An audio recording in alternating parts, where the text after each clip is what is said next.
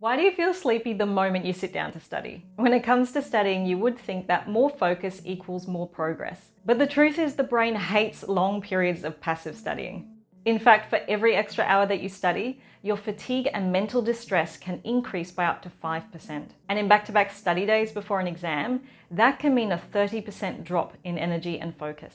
But scientists have figured out why the brain starts to shut down and how to stop it. They're using the brain's own reset system, the same one that keeps us wide awake when something grabs our attention. And the results are staggering. Simple changes to how you study can completely reverse that sleepy effect. So how do we wake the brain up and keep it awake while we study?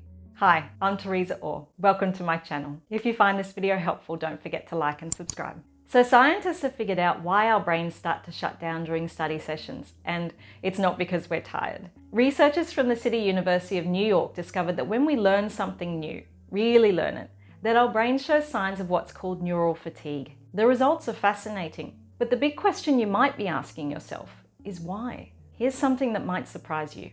The harder you focus, the worse your brain performs, at least efficiency-wise. For every extra hour of intense learning that you do, the neural networks in charge of attention and control slow down measurably, and your error rate can increase by up to 80%. In other words, the harder you learn, the sleepier your brain becomes. It's a pretty tired situation, literally and figuratively. So what's actually happening? Participants in this study were trained on a difficult visual motor task for several hours, and then their brain activity was recorded. The result?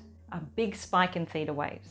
The same slow waves that are seen in the early stages of sleep. In neuroscience, this is called local sleep, when small groups of neurons have micronaps even while you're awake. And that local sleepiness directly reduces performance.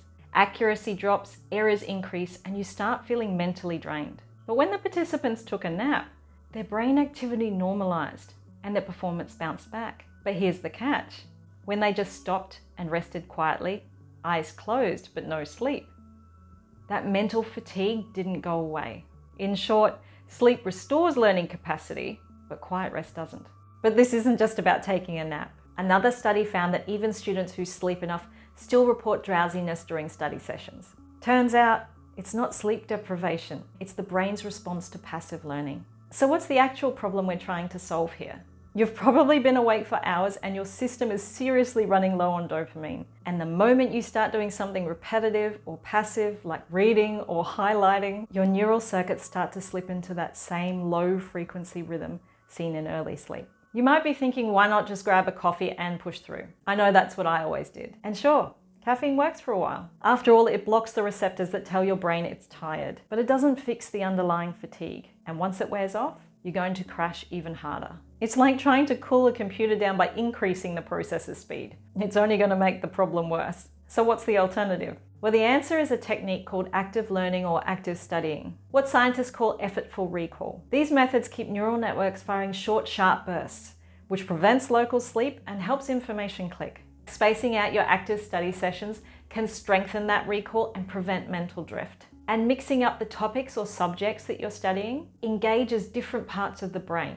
Passive study, on the other hand, reading, highlighting, watching video lectures, is like the quiet wakefulness in the experiment. You're awake, but your brain's not recovering. This might sound simple, but changing from passive to active study methods is one of the most powerful shifts you can make. A review from the University of Michigan found that students that engaged in interactive or effortful learning techniques not only stayed more alert, but performed better academically, with higher GPAs and lower daytime sleepiness. This all sounds impressive, but the skeptical part of your brain is probably kicking in about now. And it should, because it's hard to believe that something as simple as changing how you study can have that big an effect. And you're right, there are some downsides too. The first is the most obvious one. Active study sessions and real breaks take more time. Quizzing yourself, writing summaries, or spacing out sessions means you can't cram everything into one day. And the second is that it takes more setup.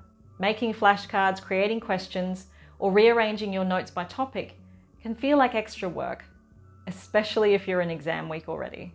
And the third, motivation. Passive studying can be done half asleep. Active study demands focus. It's not something that can be faked by background music, motivational podcasts, or David Goggins videos. If we borrow from NASA's task load index, the same one that astronauts use to track mental workload, Most of us would score in the high load zone. Awake, but overloaded. To get back into the high performance zone, you only need 3 things, and none of them involve studying longer. 1. Active methods. Quiz yourself, teach a concept out loud, or write a summary from memory. Short, effortful bursts keep your brain firing and stop it from drifting into sleep. 2. Micro resets. Every 45 to 60 minutes, switch gears.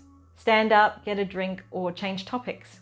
These sharp resets help your attention recover and stop it slipping into the quiet rest state that makes fatigue worse. 3. Sleep when you can. A nap or a good night's sleep is your brain's chance for a full reboot. These aren't just ideas written on paper. They're tested techniques with years of research to back them up. So the next time you start dozing off mid-page, change how you study.